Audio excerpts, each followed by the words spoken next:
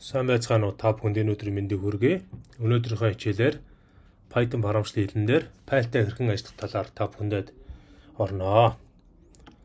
За энэхүү хичээлийн суралцсан үр дүн буюу одоо энэхүү видео бичлэгийг үзснээр та файлтай ажиллах нь яагаад чухал болох, Python харамчлалын хэлэнд файлтай ажиллах үйл явцыг үнэлэх, файлд хандах ялгаатай төлөвүүд болон нээлттэй функцүүдийг ашиглах, Python харамт файл боловсруулах ялгаатай функцүүдийг ойлгоход түхэн болно. Нэгсэндээ та энэ хичээлийг үзснээр файлтай ажиллах чадвартай болно гэсэн үг. За хичээлийн агуулга маань файлтай ажиллах үйл явцууд, файлтай ажиллах функцууд, командын мөр аргументууд, функцийг хэрхэн ашиглах талаар буюу одоо хэрэгжүүлэх талаар орноо. За файлтай ажиллах нь яагаад чухал болох талаар та бүхэндээ тайлбарлая. Маш олон төрлийн хэлбэр даалгаврыг өгөгдлийн төрөл болон хяналтын бүтц ашиглан гүйцэтгэж болдог. Гэвч ирээдүйд ашиглах тухайн өгөгдлүүд болон үр дүнгээ хадгалж чаддгүй. Түүнээс гадна тухайн програмын үр дүн заримдаа асар их байдаг. Ийм тохиолдолд санах хойд өгөгдөл хадгалах эсвэл өгөгдлийг уншихад хэцүү болдгоо. Иймээс файлтай ажиллах асуудал маш хурцаар яригддаг. Нэг өсөндөө тухайн өдрийн, сарын, жилийн цуглуулсан нийт өгөгдлүүдийг тухайн файл дээр сар, өдөр, жилүүдээр хадгалаад буцаагаад тэндээсээ файлуудаа уншиж сэргээх явдал амьдрал дээр цөөнгүй байдаг. Ялангуяа томоохон албан компаниудын серверээр эдгээр файлууд нь өгөгдлийн сан хэлбэрээр хадгалагдаж байдаг. За тэгвэл програмын боловсруулсан өгөгдлийн үр дүнг ирээдүйд ашиглахын тулд өгөгдлийг олон давтан хадгалах шаардлагатай байдаг. За жишээлбэл оюутны менежментийн системийг боловсруулсан гэж үзэх юм бол тухайн оюутан хүссэн үедээ мэдээлэлээ сэргээх боломжтой байх ёстой байна. Нэг өсөндөө оюутан мэдээлэлээ сансруу устгасан ч гэсэн буцаага сэргээх боломжоор тухайн оюутны менежментийн систем хангаж өгдөг. За тэгвэл энэ менежментийн системд тухайн файл буюу өгөгдлийг сансруу устгасан үед нь дахин нөөцж аваад хадгалсан файлаасаа сэргээж уншуулах боломжийг бол хангаж өгнө гэсэн үг. Тэгэхээр нэг өсөндөө Python харамчлалын хэлэн дээр файл дээр ажиллахад хоёр төрлийн үйлдэлийг хийдэг. За энэ дээр нэгсэндээ компьютерийн keyword буюу одоо компьютерийн гарнаас стандарт оролтуудыг өгж болдог. Нэг бол аргумент буюу утгуудаар файл дээр бичлэлт хийдэг.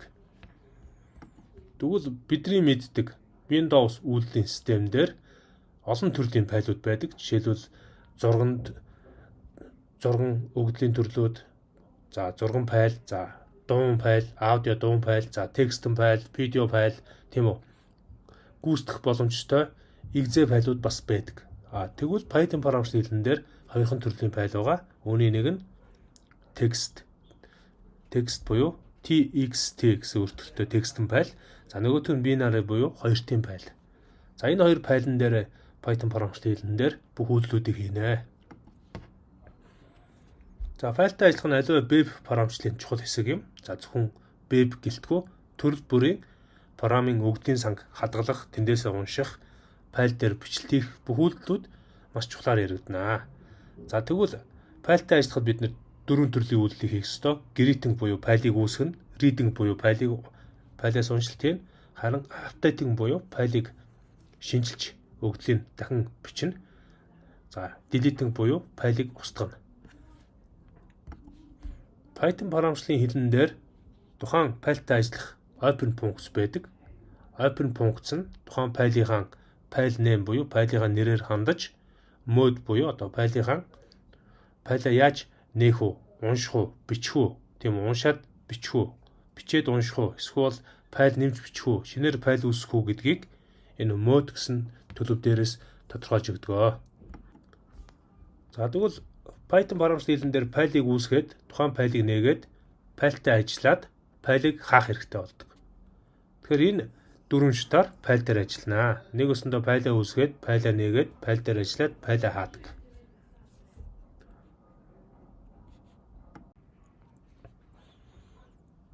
За дараагийн хэсгийг та бүхэндээ тайлбарлая. Файлтай ажиллах үйл явц. Python харамчлалын хэлэнд програмд файлын объектыг ашиглан хандлт хийдэг. Файлын объект нь бүх төрлийн файлтай холбоотой даалгаврыг гүйцэтгэхэд танд туслана. За тэгвэл Python программын файлтай ажиллах үйл явц нь маш энгийн хялбар байдаг. Эхлээд файлыг нээх ба энэ нь файлыг объекттой холбож өгдөг. Файлыг нээхэд бид нэр open функцийг ашиглаад файлыг нээдэг. За үүний дараагаар open функцийн дотроо бид нэр файлын аргументыг бичиж өгдөг. За энэ аргумент нь юу байх вэ гэхээр файлын нэр болон файл нэм болон mode буюу файлыг унших уу, бичих үү, уншаад бичих үү, бичээд унших уу гэдгийг шийдэх mode төрөл орж ирнэ. За open функц нь 3 аргументтэй байж болдог. За тэгвэл open функц нь файлын объектыг буцаадаг. Тухайн файлыг нээхдээ файлын объектыг буцаана. Файлын объект нь унших буюу read, бичих буюу write, хасрах буюу append гэсэн үйлдэлүүдийг хийнэ. За эдгээрийг гүйцэтгэхийн тулд файлын объект нь функцийн санг ашигладаг. Объектыг ашиглаж буй санах ойг бид нар файлтай ажиллаад хаахын тулд close функцийг ашиглан тухайн объектыг чөлөөлнө. За тэгвэл хэдүүлээ Python програмчлалын хэлэн дээр тухайн файлтай ажиллах үйл явцыг эхнээс нь товчоор тайлбарлая. Файлыг бид нар нээхдээ бид нар open функцийн дотроо аргументээр нээнэ. За тэр аргумент нь үндсэн 3 үйлдэлийг гүйцэтгэх ёстой. Унших буюу read, бичих буюу write, хасрах буюу append. За ингээд энэ үйлдэлүүдийг хийж дуусны дараа бид нар файлыг хаахдаа close функцаар хааж өгнө. За тэгвэл open функцийг бид нар жишээ олгоод энэ дээр тайлбарлсан байж байна. Энэ if гэсэн нь дуран хувьсгчийн утга. За энэ дээр бид нар тухайн файлынхаа утгыг объект маягаар энэ if хувьсгчид оноож өгч гэнэ гэсэн үг. За ингээ open тэнцвүүгийн тэмдэг тавиад open функцаа бичээд бөөрөнгийн алтан дотор функцийн алтан дотор student txt гээд одоо нэгэсэндээ student гэсэн текстэн төрлийн файлыг нээх нэрийг бичиж өгнө. За нэрийн бичгтээ бид нар давхар ашиглалт юм уу дан ашиглалтын дотор бичиж өгнө. За дасал тавиад файлыгаа унших mode буюу төлөвийг зааж өгнө. За энэ дээр R гэсэн байгаа нь тухайн файлыг унших төлөвийг зааж өгсөн байна. Read буюу унших төлөвийг зааж өгсөн байна. За тэгвэл файлыг хаахдаа маш амархан close функцийг ашиглана. Тухайн файлынхаа объектыг хүлээж авсан if гэсэн хувьсгчаа бичиж өгөөд цэг тавиад close функцаа бичээд гоё халтаа нээгээд хаачна. За тэгэхээр энэ бөөрөнгийн халтаа нээгээд хаасны дараагаар энэ close функц маань тухайн файлыг бол хаана гэсэн үг. За энийхээ жишээ олгоод хэдүүлээ. Python програмчлалын хэлэн дээр Jupyter notebook дээрээ бичье. За бичгээсээ өмнө бид нэр эхлээд Jupyter notebook дээрээ тухайн файлыг үүсгэе. Файлыг үүсгэхдээ бид нэр текстэн файл үүсгэх ёстой. Jupyter notebook-ийн new гэсэн командаар текстэн файлаа үүсгэнэ. За текстэн файл дотроо бид нэр одоо юу гэж хүүхээр Dragon is forever гэдэг текстийг бичье. За хоёрт нь Python programming гэдэг текстийг бичгийё. За энийг ингээд биччихээд бид нар файлынхаа нэрийг өөрчлөх ёстой байгаа. Өөрчлөлтөө болохоор файлынхаа нэрэн дээр нь догшиж өгөөд тухайн нэрийг бичээд өгнө. За одоо жишээлбэл энэ дээр sample гэж биччихье. За жишээ файл учраас sample цэг текстэн байлаа. Окейг хадгалчихна. За ингээ файлын нэр маань sample цэг txt гэдэг текст төрөлттэй файл боллоо. Одоо бид нар энэ файлынхаа утгыг файлн дээр хадгалахын тулд save гэсэн командыг дарнаа. Файлцснээсээ save гэсэн командаа даръя. За энэ файлаа бид нар хаагаад буцаад Jupyter notebook руугаа шилжээд оръё. За бидний энэ файл маань хадгалагдаад дотроо өгдөлтөй болсон байна. За Jupyter notebook төдийгөө Python програмчлалын хэлэн дээр бусад програмчлалын хэлэн дээр файлтаар ажиллахын тулд та өөрийнхөө ажиллах гэж байгаа таны файл одоо таны бичиж байгаа код хоёр нэг хавцанд байх ёстой гэдгийг та сайн анхаараарай. За тэгвэл одоо энэ sample txt гэдэг файлыг хэдүүлээ. Python програмчлалын хэлээр одоо нээж үзүүлье. Нээхин тулд бид маш амархан дурын файлын объектыг бичих хэрэгтэй. За үүний тулд эхлээд одоо жишээлбэл dog гэдэг хувьсгчаар файлын объектыг тодорхойлъё. За энд open функцийг ашиглаад За open функцийнхаа бид нэр бүргийн алтаа нээгээд одоо файлынхаа нэрийг бичиж өгнө. За түрүүн sample.txt файл үүсгэсэн учраас sample.txt гэж бичээд насал аваад файлыгаа төлөвөө авчина. Mode гэсэн үг тийм үү? За төлөв дээр нь бид нэр R гэдэг утгаа бичээд өгье. Одоо бид нэр энэ хүн файлаа хэвлэхдээ print тийм үү? Print функцэн дотроо read гэсэн функцаа бичээд өгнө. За үүнийхэн дараанаас read гэж функцаа биччихээд функцийн өмнө бид нэр түрүүн тэр файлныхаа объектыг зааж өгсөн dog гэдэг тийм үү? Хувьсгчийнхаа нэрийг бичиж өгнө. Нэрийг бичээд цэг тавина. За ингэснээр тухайн файлыг унших боломжтой болж байна. За ажлуудад үзье. Sample.txt гэсэн текстэн файлыг бид нэр уншаад доторх текстүүдийг гаргаад ирлээ. За одоо тэгвэл энэ хүү параметр яг юу хийснийг та бүхэндээ тайлбарч өгье. За dog гэсэн хувьсгч маань болохоор манай файлын object буюу объект утга байгаа. За нэгсэндээ объект хувьсгч. За энэ хүү dog бол өөрөө объект хувьсгч юм бол тэр open функцэн дотор бид нар хамгийн түрүүнд яах нь файлынхаа нэрийг бичих ёстой. File name гээд дараа нь файлынхаа төлөв буюу модыг зарлж өгнө. За файлын нэрийг бид нар бичихтэй тийм үү? Файл нэмийг бичихтэй бид нар давхар одоо quote юм уу хашилт юм уу? Дан хашилтаар бичих боломжтой. За энэ дотроо файлынхаа нэрүүдийг бид нар бичээд өгнө. Нэгэсэнд одоо түрүүний бичдэг шиг same.txt гээд жишээлбэл тийм үү? За дараа нь яах нь давхар дотроос бичээд өгөх боломжтой.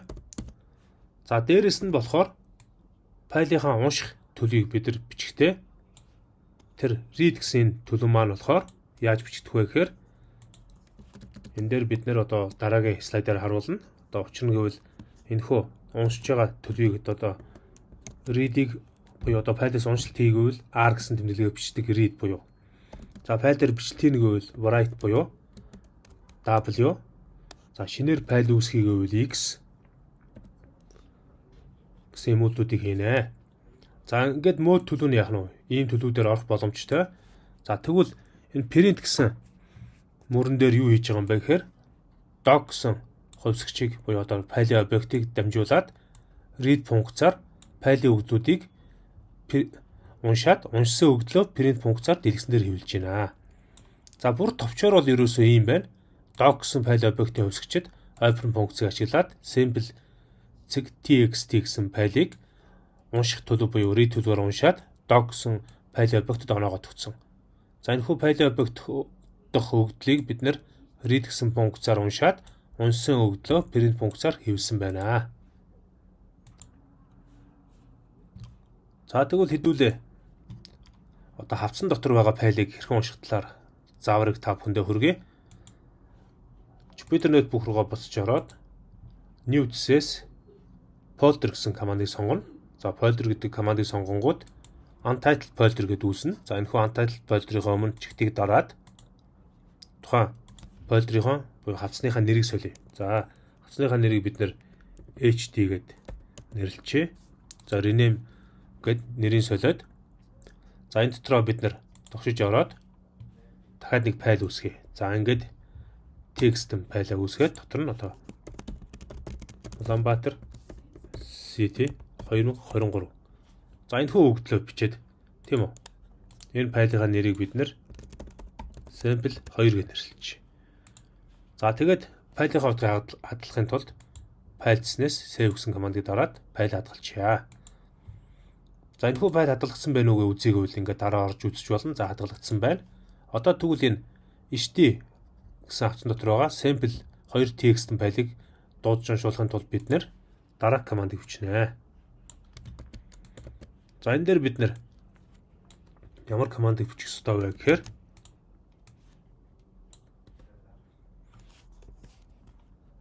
sample гэсэн энэ хүү шиг ашиглаад hd ташуу зураас sample 2 txt. За тэгээд print функцэн дотроо түрүүний doc гэсэн файлын объектод дамжуулаад read функцаараа файлаа уншнаа. За ингээд хавцанд орох өгдлийг болохоор тухайн хавцныхаа нэрийг бичээд ташуу зураас ашигладаг юм байна.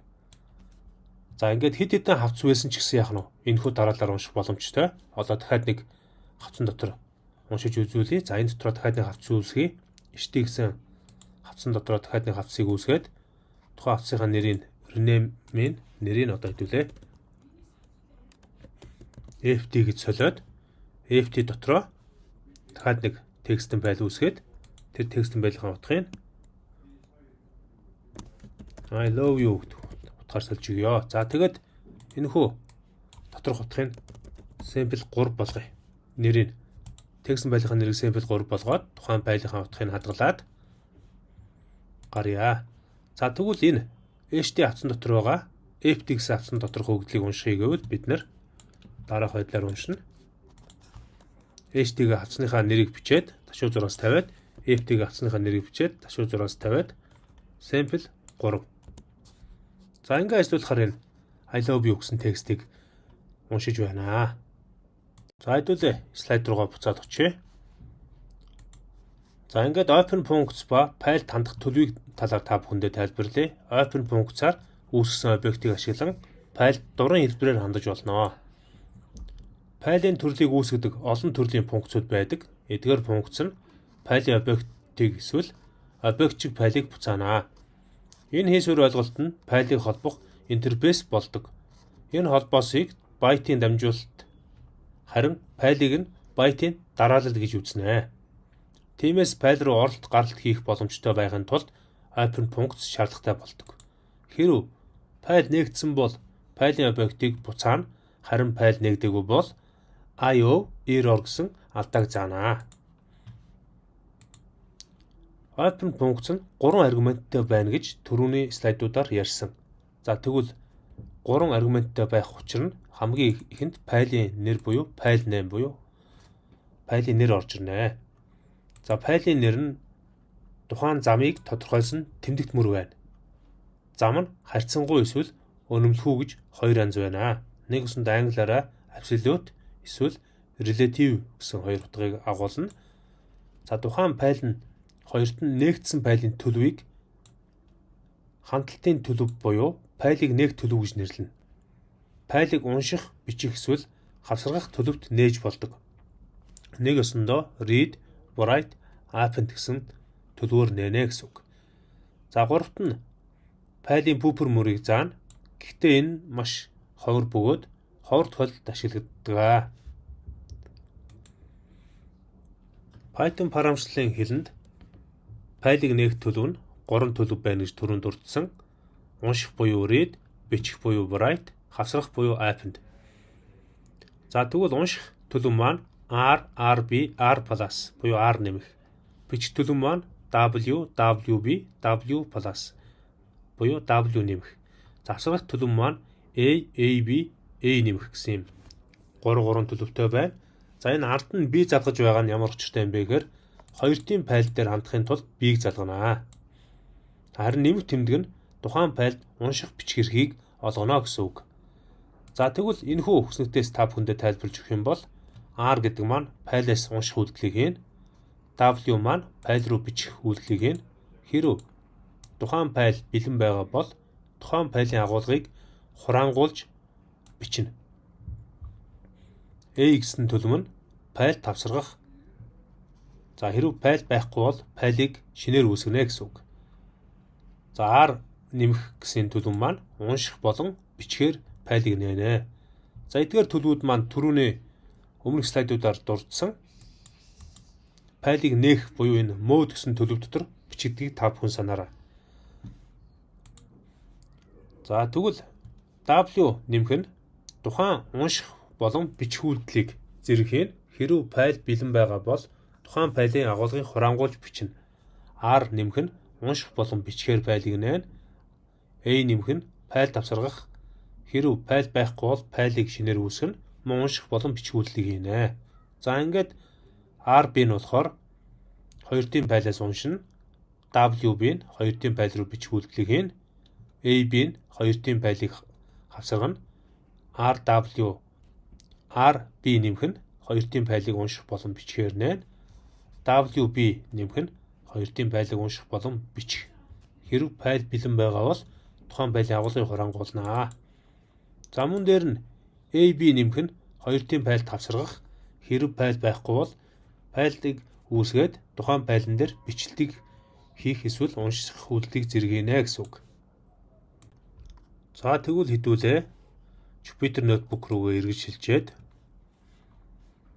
шинээр файл үүсгээд тухайн үүсгэсэн файлн дээр бичлэлт хийгээд тийм үү бичсэн файлаа уншиж үзье. За бид нэр шинээр файл үүсгэхийн тулд одоо дурын файл объектыг ашиглах боломжтой. Түрүүн бид нар дандаа doc гэсэн файл объектыг ашигласан бол энэ удаа бид нэр hand гэдэг файл объектыг ашиглая. За энэ хөө хувьсгчд бид нэр open функцаар дотор нь файлынхаа бичих төлөвөө зааж өгье. За бид нэр нэгэнд тийм үү HT хавцсан дотор FT хавцыг үүсгээд тэрэн дотор sample 3 текстэн файлыг үүсгэсэн учраас энэ хүү HT хавцсны FT хавцсан дотор файлн дээр бичлэлт хийя. За энийг бичихийн тулд бид нэр хамархан давхар ажилтаа бичиж өгөөд HT гэсэн файлын хавцааны бичээд нэрийг бичээд ташуу зураасаа тавилаа. FT гэсэн файлын хавцсныхаа нэрийг бичээд ташуу зураасаа тавилаа. Одоо бид нэр үүсгэх файлынхаа нэрийг бичиж өгнө. За жишээлбэл time.txt. За тэгээд дасгал тавиад тухайн файлыг шинээр үүсгэх гэвэл давхар ажилтан дотор x гэсэн командыг бичээд өгнө. За ингээд run гэсэн үйлдэл ажиллуулад үзэх юм бол манай энэ файл HT хавцсны дотор байгаа FT хавцсан дотор үүссэн байгаа гэсэн үг. Нэг өсөндөө давхар хавцсан дотор тухайн time гэсэн текстэн файл нь үүсэж байна гэсэн үг. За ингээд ороо үзсэн чинь тухайн time гэсэн текстэн файл маань үүссэн байна.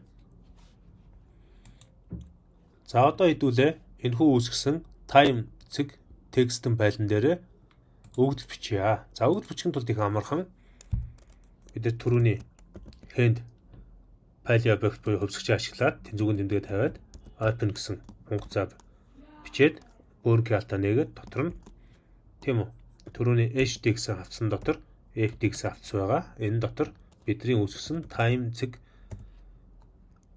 текст гэсэн текстэн файл байгаа. За энэ хүү файлн дээр бид нар бичлэлт хийхэд тулд давхар ажилтан дотор W гэсэн командыг бичиж өгөөд тийм үү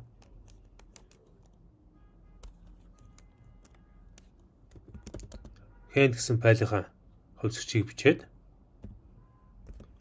write функцаар бичээд одоо write функцных нь бөөргийн алтан дотор тухайн бичих текстээ бичиж өгнө. За одоо жишээлбэл юу гэдгийг first testing гэдэг тэмдэгт мөрийг бичээд тэгээд одоо энийгээ файлаа хай. hand цэг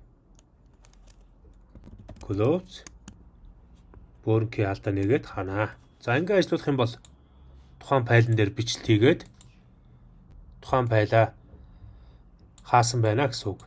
За хэдүүлээ файл руугаа явж ороод үзье. time цэг txt буюу time текстэн файлаа нээгээд үзлээ. Дотор нь first testing гэсэн утга маань бичигдсэн байна. За буцаад кодын хэсэг дээр очиод та бүхэндээ тайлбарж үзүүлье.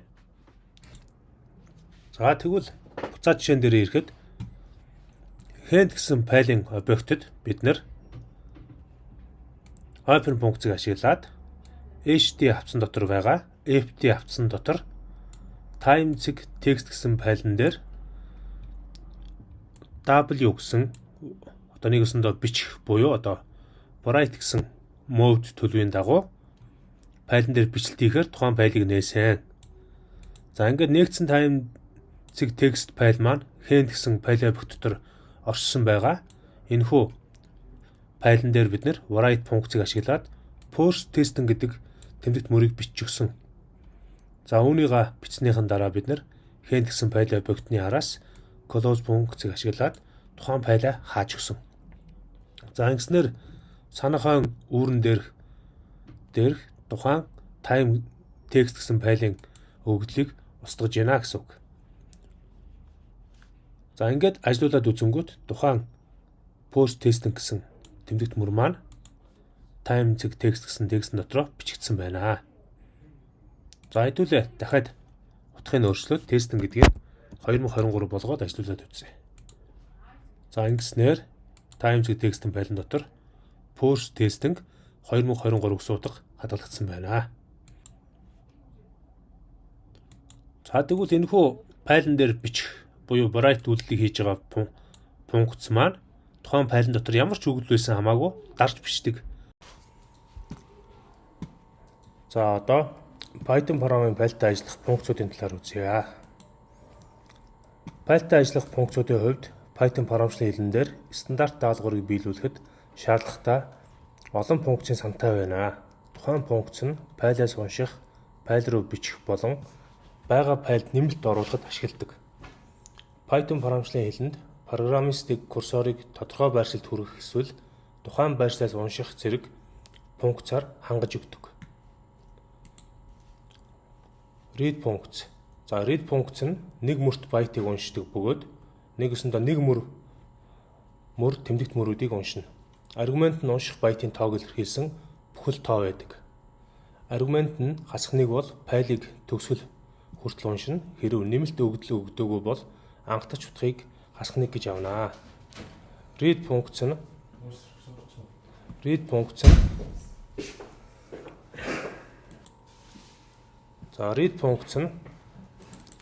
read гээд функцийн ард бөөрөнхийн алтан дотор утга бичсэн ч болно, бичихгүй байсан ч болно. Гэхдээ тухайн утга маань хасгнаг гэж бичсэнтэй бичээгүй үетэйгээ ялгаагүй байна гэсэн үг. Хэрвээ файлын агуулга санах ойгоос их бол зөвхөн санах ойд багтах агуулгыг унших боломжтой. Унших үйлдэл дуусахад хоосон мөрийг буцаадаг. За хэдүүлээ read функцийг програм дээр бичээд үзье. Одоо жишээлбэл төрөний шинүүдээр үзсэн ч гэсэн дахиад нэг сайтар зааж өгье. Одоо dp гээд файл нээдэг файлын объект хувьсгчаа зарлаад энэ дээр open функцаар тухайн файлынхаа нэрийг бичиж өгнө. За бидний нээх гэж байгаа файл маань sample text гэсэн текстэн файл байгаа. За файлынхаа нэрийг бичээд таслаа аваад тухайн файлаа унших буюу read төлөвөө бичиж өгнө. За энэхүү read төлөв буюу read mode нь тухайн файлыг унших боломжийг нээгээд dp хувьсгчид нээж өгч байна. За тэгвэл print функцаар dp df-цэг read функцаа бичээд тухайн файлаа уншнаа. За уншихын тулд бид нар яах нь run төвчлөрийг дарж өгнө. За ингээд дарахаар тухайн sample текст дотор байгаа файлыг уншиж үзүүлнэ гэсэн үг. Тэгэхээр нэгсэндээ read дотор тийм үү хасах нэг гэж бичсэн бичээгүй хоёр ялгаагүй гэсэн үг. За үргэлжлүүлээд дараагийн слайд руу оръё. За дараагийн функц маань read line функц. За энэхүү read line-с функц нь хоёр ялгаатай байдаг. Read line болохоор шинэ мөрийн тэмдэгт унших хүртэл мөрийг уншнаа. Нэгсэндээ нэг мөр өгдлүүдийг уншина. Шинэ мөрийн тэмдэгтийг буцаасан мөрөнд утгыг хадгална.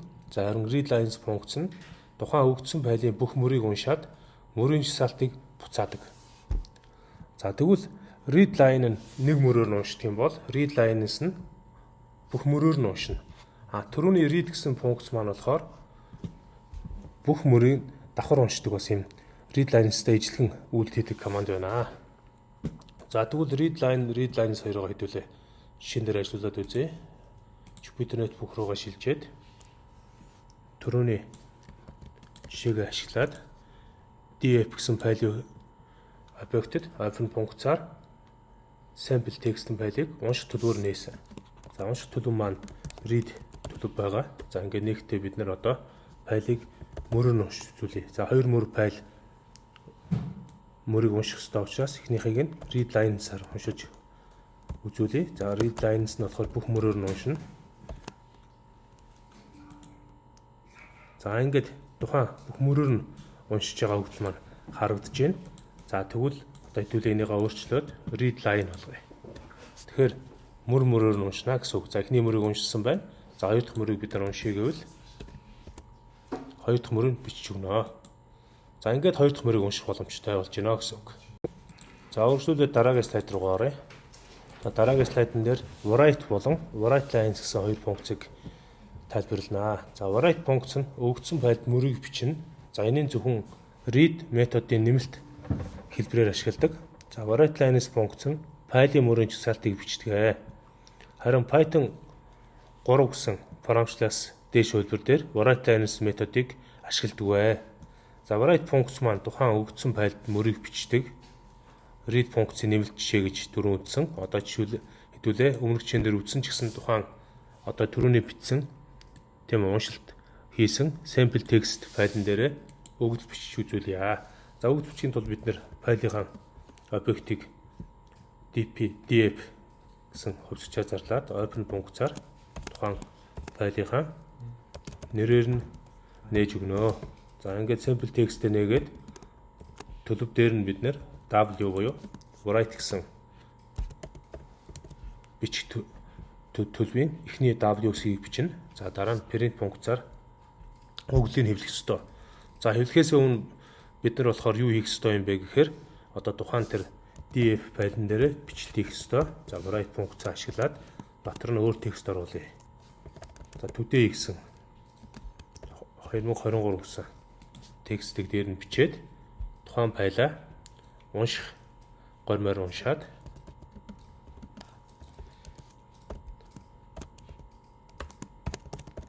sample text-ийн файл унших гормоор уншаад за тэгээд унших гормоор манаар байгаа read гэсэн үгний эхний үсэг за тэгээд тухайн файлаа printlж print функцэн дотроо df файлаа уншаад read функцаар уншаад буцаагаад файлаа хаана.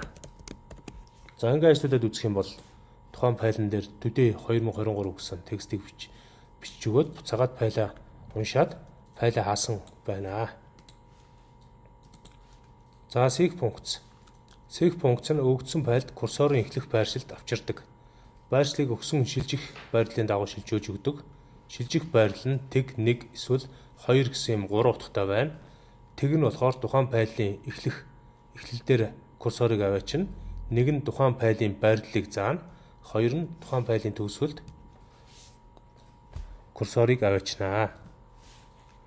За дараа нь tail функц. Tail функц нь seek функцийн нэмэлт хэрэгсэл юм. Тухайн функц нь курсорын байрлалыг буцаах боломжтой байдаг. Close функц. За бидний өмнө хүссэн close функц нь файлыг хаадаг гэдэг түрүүний жишээнүүдээр үзсэн. Одоо жишээлбэл хэдийгээр програм ашиглаж дууссаны дараа Python файлыг хаадагч аливаа даалгаврыг биелүүлсэний дараа тухайн файлаа хаах нь зүйтэй байна. Файлыг хаагаагүйгээс болсон үр дагаврыг хамгийн гинтийн тохиолдолд харж болдог. Тэгвэл close функцаар түрүүний жишээн дээр бид нэр файлаа хааж өгсөн байна. df гэсэн файлын объектыг ашиглаад close функцаар тухайн файлыг хааж өгсөн. За ингээд файлыг хаахтаа өмнө нь заавал дунд нь тухайн файлын объектийн хооронд цэг тавьж тусгаарлаж өгдөг. За ингэж тухайн функц маань ажилтдаг байх нэ.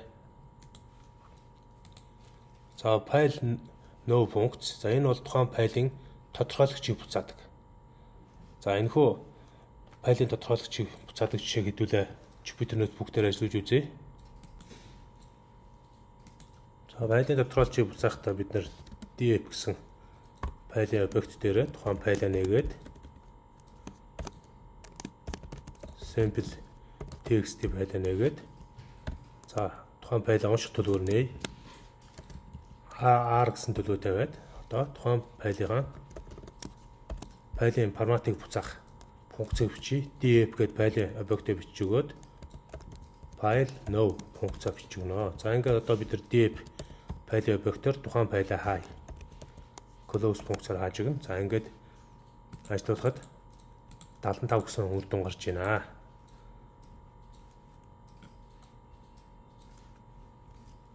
За дараагийн слайд руу шилжиж хэдүүлээ.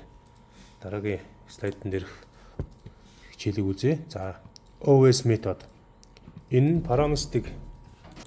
За OS методын parametric мэдэхгүй форматтай холбоотой гарах асуудлыг шийдвэрлэдэг. За жишээлбэл шинэ мөрийг үйлдвэрлэлийн системээс хамааран ялгаатай тэмдэгтийн багцаар тэмдэглэнэ. За Unix, Mac, DOS гэсэн үйлдвэрлэлийн системээр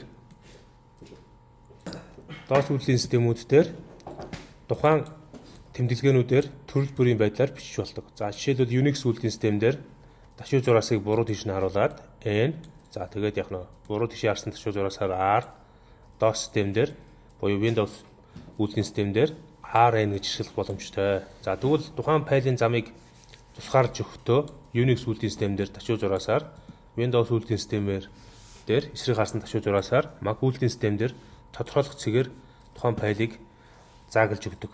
За энэхүү заагдалтыг хэдүүлээ жишээгээр үзье. Жишээлбэл түрүүний өмнө үзсэн одоо бид нар энэ HT хавцсан дотор FT хавцс байгаа. Энэ доторх жижиг текст гэдэг файлыг нээж уншуулъя.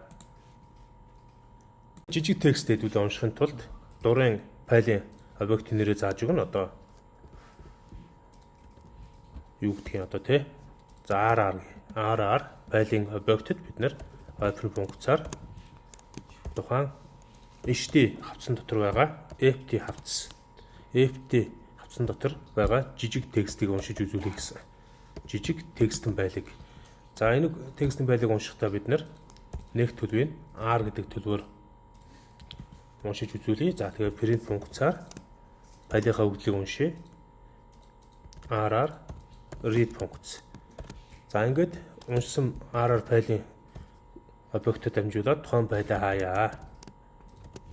За ажлуудад үзэхээр HT гэсэн хавцсан доторх байгаа FT хавц байгаа. Энэхүү хавцсан дотор жижиг текст гэсэн текстэн файл байгаа. Энэхүү текстэн файлн дээр хөгдлийг уншаад буцаагаад файлаа хааж гинэ.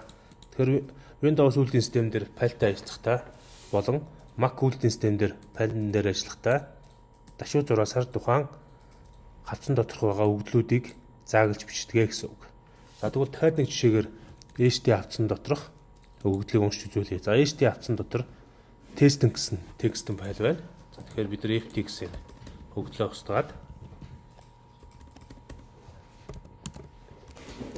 тестэн гэсэн текстэн файлыг нээж үзүүлье. За ингээд тестэн гэсэн текст файлын дотор байгаа өгдлийг уншсан байгаа нь ингэж харагдаж байна гэсэн үг.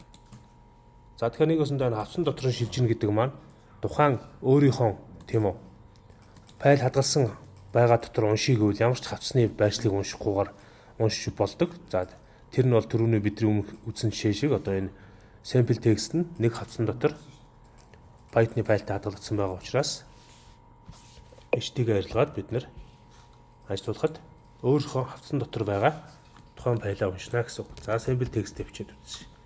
За ингээд ажиллуулахаар өөрийнхөө хавцсан дотор байгаа файлыг уншиж байна гэсэн үг. Тэгэхээр нэг хавцанд энэхүү untitled 1 гэдэг Python-ы өртөлтөө файл, sample text-ийн файл хоёр хамт байгаа учраас асуудал уншиж болж байна гэсэн үг. За дараагийн слайд руугаа шилжиж хэдүүлээ. За дараагийн слайдн дээр OS методын функцуудыг тайлбарласан байна. Энэхүү функцууд нь үйлдвэрлэлийн системүүдийн бичиглийн ялгаатай байдлыг шийдэхин тулд нэгдсэн нэршил хэрэгтэй болно. За жишээлбэл line sep гэсэн функц маань файл доторх мөрүүдийг салгах. За дараа нь sep гэсэн функц маань файлын замын нэрийн бүрэлдэхүүнсүүдийг салгах үүрэгтэй байдаг. petsep гэхээр файлын нэрийн багцыг хязгаарлана. Curdir гэдэг функц маань одоогийн хавцыг зааж өгнө. За par буюу parent director гэсэн үг байгаа. Directory. За энэхүү pardir гэдэг функц маань үндсэн хавцыг зааж өгнө. За тэгвэл дараагийн слайд руу шилжье. Функцийн төрөл ба файлын шин чанарыг үзье. За энэхүү flash болон isate гэсэн хоёр функцийн тусламжтайгаар тухайн программыг илүү доктортой болгоход ашигладаг. Flash функц нь дотоод завсрын санах ойг цэвэрлэдэг бол isate функц нь тухайн файланд TTY-та төстэй төхөөрөмжтэй байвал тухайн функцийг нэгийг буцаана гэсэн үг. За дараагийн слайдн дээр файлын шин чанаруудыг үзсэн байна. Тухайн файлын шин чанарууд нь parametered буюу парам бичиж байгаа хүнд файлын төлөв, байдал, нэр, горим, зөөлөн, уран зай зэрэг шин чанаруудыг харахад тусалдаг. За энэхүү гурван төрлийн функцийн тусламжтайгаар файлтай ажилладаг. За файлынхаа нэрийг бичээд close гэсэн функцийг бичээд өгөх юм бол хэрэв файл хаалттай бол 1, бусад тохиолдолд X суудахыг буцаана. Харин файл move гэсэн функцийн тусламжтайгаар хандах төлөвийг зааж өгнө. За харин файл цэг name гэсэн функцаар файлын нэрийг хэвлэнэ. За дараагийн слайдн дээр тухайн файлыг устгах функцийг үзсэн байна. За энэ устгах функц маань always цэг remove гэсэн функц байгаа. За энэ always цэг remove гэсэн функцийг always гэсэн бичгэлтэй хамт бичих ёстой байдаг. Тухайн файлыг устгахдаа үйлдвэрлэлийн систем буюу operating system-ийн модулыг import хийж оруулж ирээд always remove функцийг ашиглаж устгадаг. За энэ always remove функцийг устгаж байгаа жишээ хэдүүлээ үзье. За ингээд Jupyter Notebook руугаа шилжиж ороод тухайн шинээр нэг текстэн файл үүсгээд тухайн файлаа устгаж үзье. За текстэн файлаа үүсгээд нэрийг одоо хэдүүлээ сольж үзье. Нэрэн дээр нь одоо дурын TT гэсэн текстэн файл болгож нэрийг бичээд гарчээ. За анхүү TT текстэн файлыг бид нар устгахтаа болохоор import функцийн тусламжтайгаар OS буюу operating system гэсэн үг байгаа. Operating system гэсэн үгийн товчлыг OS гэж нэрлэж байна. Ингээд үйлдвэрлэлийн системийн импортлж оруулж ирээд тэр дотроос OS гэж бичээд ард нь remove функцаа бичиж өгнө. За remove функцийн дотроо бид нэр файлынхаа нэрийг түрүү үсгэсэн TT эцэг текстэн файлаа бичиж өгөөд run дарахад тухайн файлыг устгана. За устгасан байж гэн. За тэгвэл дараагийн жишээн дээр тухайн файл байгаа эсхийг шалгадаг жишээг ажиллуулж үзье. За одоо хэдүүлээ тухайн файлыгаа устгаж үзье. За устгахын тулд бид нэр Jupyter Notebook руугаа буцаж ороод тухайн файлаа шинээр нээ. За одоо устгах файлаа бид нэр текстэн файлаа нээ. За энэ хүү текстэн файл маань untitled гэсэн нэртэй текстэн файл байх нэ. За энэ файлыг бид нэр устгана. За устгахын тулд бид нэр Python програмчлалын хэлэн дээр дурын файлын объект зааж өгөөд ff гэсэн файлын объект бичиж өгөөд дотор нь open функцаар за ингээд шинээр файл Python програмчлалын ажлын хуудсыг нээгээд бид нэр одоо саний үүсгэсэн untitled гэсэн текстэн файлаа устгая. Устгахын тулд бид нэр болохоор import төлхүүргийг ашиглаад OS гэсэн товчлыг бичнэ. За OS гэдэг маань operating system гэсэн үг байгаа. Нэгсэндээ үйлдвэрлэлийн системийн модулыг импортлж оруулж ирж байна. За ингээд үүнийхэн дараагаар бид нэр OS цэг remove функцаар тухайн untitled гэсэн текстийг устгая. За ингээд тухайн устгах файлынхаа нэрийг remove функцэн дотроо бичиж өгөөд run дараад ажиллуулах юм бол тухайн файл энэ дээрээс устсан байна. За ингээ untitled текстэн файл байхгүй болсон байна. Одоо тэгвэл бид нэр хавцсан дотор байгаа файлыг хэрхэн устгах талаар үзье. За хавцсан дотор байгаа файлыг устгахдаа бид нэр ft хавцсан дотор тийм үү? ft хавц байгаа. ft хавцсан дотор бас untitled гэсэн текстэн файлыг үүсгэсэн байна. За энэ хавцсан дотор файлыг устгахдаа бид нэр болохоор ft гээд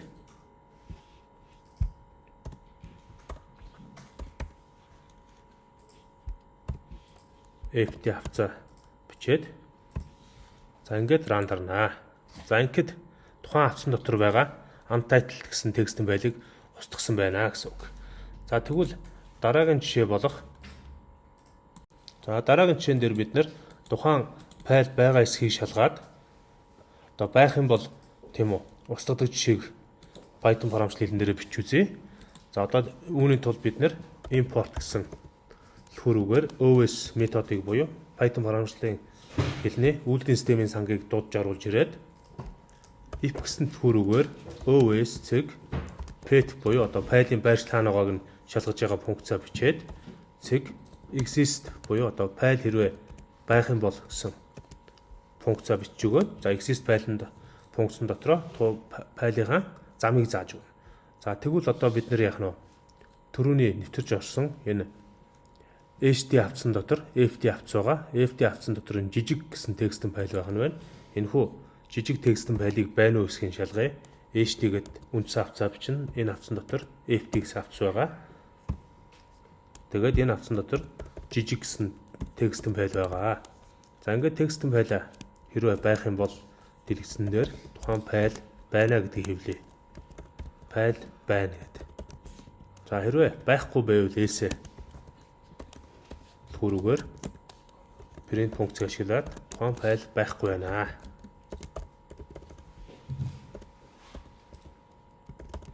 За ингээд ажиллаж үзэхэд тийм үү жижиг гэсэн текстэн файл байгаа учраас файл байна гэж хэвлэж байна. За тухайн файл хэрвээ арай өөр жижиг нэг гэсэн текстэн файл байна уу гэж шалгавал энэ маань энэ хавцсан дотор жижиг нэг гэсэн текстэн файл байхгүй учраас файл байхгүй байна гэсэн утгыг хэвлэж байна. За тэгвэл жижиг гэсэн текстэн файлыг бид нар түрүүн байгааг нь шалгаж үзлээ. Одоо энэ хүү файлыгаа уншиж байгаа нэг жишээ үзүүлчихье. За энэ хүү хэрвээ файл байх юм бол хэдүүл энэ хүү файлыг уншъя. За уншихын тулд бид нар ямар үйлдэл хийх үү гэхээр